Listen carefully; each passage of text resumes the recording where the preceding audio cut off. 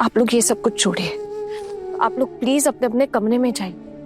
अगर आप लोग को ऐसे खाना लाते हुए किसी ने देख लिया ना मेरे लिए, तो बेवजह आप लोगों को परेशानी हो जाएगी। प्लीज जाइए। आज रात हम लोग सो नहीं पाएंगे, हम लोग को नींद नहीं आएगी। तुझसे दिल लगा बैठे है ना, तो चली जाएगी तो हम लोग को अच्छा नहीं लगेगा ना। आदत हो जाएगी दीदी। वैसे आना, अर्जुन भैया के साथ तेरी सुहागरात भी नहीं हुई अभी तक। वैसे इसकी लाइफ ना एकदम फिल्मी हो गई है, कभी कभी रो देती है, कभी हंस देती है, एकदम फिल्मी जैसा लग रहा है ना, है ना? चाहे ना दीदी, मेरे बाद जो लड़की इस घर की छोटी बहू बनकर आएगी उसके लिए तो अच्छा ही है। आना, ये सब बातें मत कर, ऐसा कुछ नहीं होगा। देवर जी तुझसे बहुत प्यार करते हैं, ऐसे ही हार मानने वालों में से नहीं है वो। आज नहीं तो कल देखना, कोई ना कोई रास्ता जरूर निकाल लेंगे। अच्छा हाँ, देख देवर जी के ना अभी हाथ बंधे हुए हैं। माँ ने वो घर छोड़ने वाली बात जो कर दी, बेचारे कुछ नहीं कह पाए। उन्होंने तो कुछ ठीक से खाया भी नहीं है आज। वो तो माँ की वजह से दीदी, माँ नहीं खाएंगी तो वो कैसे खा सकते? अरे आना, सिर्फ माँ की वजह से नहीं, तो बस उन्हें गलत मत समझना। हाँ, मैं अब सही और गलत समझ के करूंगी भी क्या? मैं तो बस इतना चाहती हूँ कि मेरी वजह से इस परिवार को जितना अपमानित होना पड़ा है, जितनी बेइज्जती सहनी पड़ी है, जितना परेशान होना पड़ा है, आगे चल के और ना होना पड़े बस। आना, वैसे तुझे अर्जुन भैया ने फोन किया? और करेंगे भी कैसे? घर में तो सभी जासूसी करने में लगे हुए हैं ना, और बड़ी माँ भी तो है उस कमरे में, इसलिए शायद नहीं कर पाए। और आना, तेरे बड़े भैया भी कह रहे थे कल तेरे निकलते वक्त अगर कुछ हो पाया तो ठीक, नहीं तो कुछ दिनों में माँ का गुस्सा तो शांत हो ही जाएगा ना, फिर तुझे वापस घर ले आएंगे। क्या हुआ आना? अरे तुम हंस क्यों रही हो? दीदी, आप लोगों ने ऐसा कैसे सोच लिया कि मैं वापस आ जाऊंगी? कोई मुझे यहाँ से लेने जाएगा और मैं वापस चली आऊंगी? मैं भी तो एक इंसान हूँ दीदी, मेरा कोई आत्मसम्मान नहीं है क्या? आत्मसम्मान? औरतों का कोई आत्मसम्मान होता है?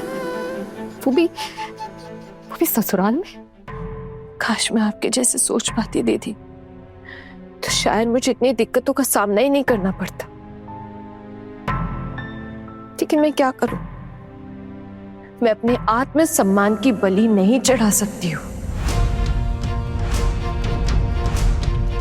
बस यही एक चीज है मेरे पास दीदी। आना, तेरा फोन बज रहा है। इस वक्त तुझे कौन मैसेज कर रहा है? दीदी, मैं भले ही इस घर के लायक नहीं हूं, लेकिन मेरे चरित्र पे दाग नहीं है। प्रेम, तू इनकी बातें छोड़ ना, इनके दिमाग में कुछ है क्या? कुछ भी बोलते रहते। सॉरी, मेरा वो मतलब नहीं था, बिल्कुल भी नहीं था।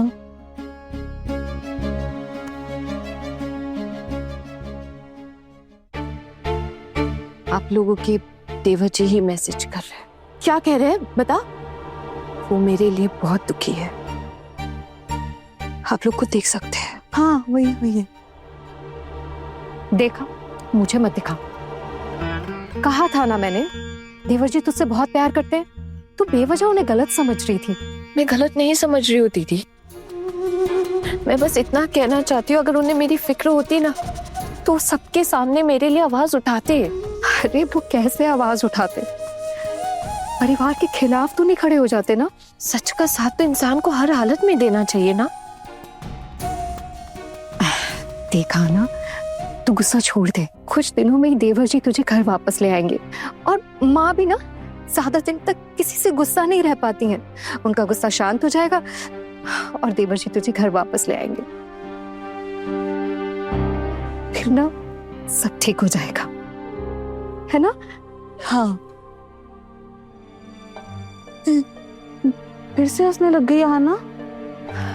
दीदी, मैंने भी कहा ना, जैसे मुझे यहाँ से आप लोग लेने आएंगे और मैं वापस चली आऊंगी क्या? क्या कह रही है आना? तो सच में वापस नहीं आएगी क्या?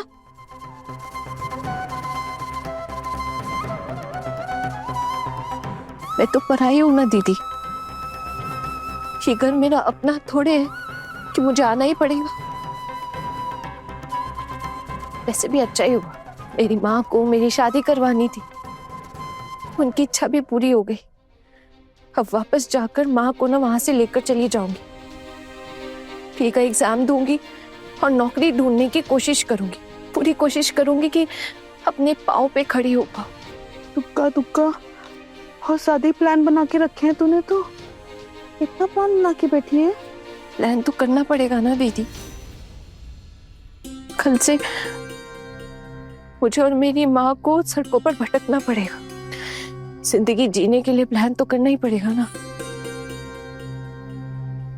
आना, ये सब बातें मत सोच, ऐसा कुछ नहीं होगा। मैंने कहा ना, सब ठीक हो जाएगा। मैं सच में नहीं चाहती कि अब कुछ भी दोबारा से ठीक हो जाए। मैं अपने आत्मसम्मान की बलि चढ़ाकर जी नहीं पाऊंगी। मैं इस घर में कभी भी एडजस्ट नहीं कर पाऊंगी।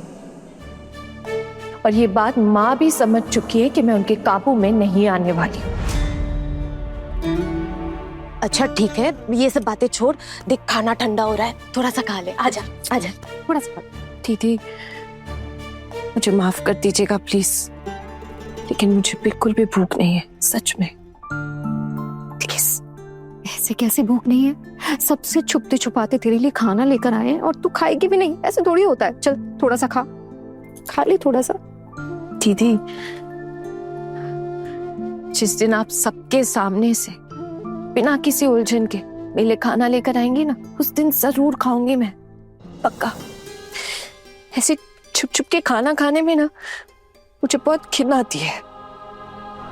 मुझे माफ कर दीजिएगा दीदी। मैं जानती हूँ आप लोग खुद बहुत बेबस हैं, आप लोग खुद बहुत कुछ सह रहे हैं, लेकिन मैं नहीं झुक सकती हूँ। मेरे लिए मेरा आत्मसम्मान ही सब कुछ है।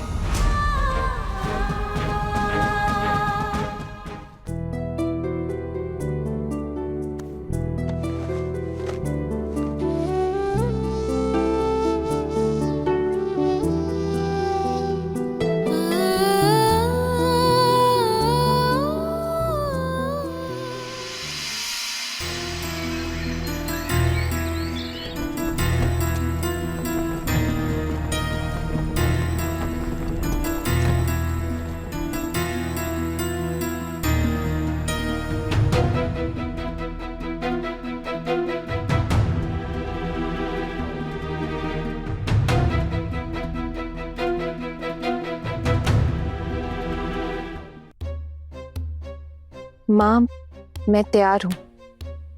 आप किसी से कह देंगे मुझे छोड़ाने के लिए? नहीं, मेरा मतलब है जब सब लोग सो के उठ जाएं उसके बाद। अभी नींद से जगाने की जरूरत नहीं है। जब सबकी नींद पूरी हो जाए उसके बाद कोई छोड़कर आ जाए। मैं इंतजार कर रही हूँ। कोई चलेगा का क्या मतलब है? छोटू ही जाएगा ना तुझे छोड़ने, और कौन जाएगा? ऐसे कर रही है जैसे कुछ पता ही नहीं। माँ उसकी क्या जरूरत है, कोई भी छोड़ने चल सकता है। मैं अकेले भी जा सकती हूँ। शादी से पहले कॉलेज अकेले ही जाया करती थी। सारे रास्ते पता है मुझे माँ। मैं अकेले जाना नहीं चाहती हूँ। अगर अकेले चली गई तो शायद आपके परिवार का असम्मान हो जाए।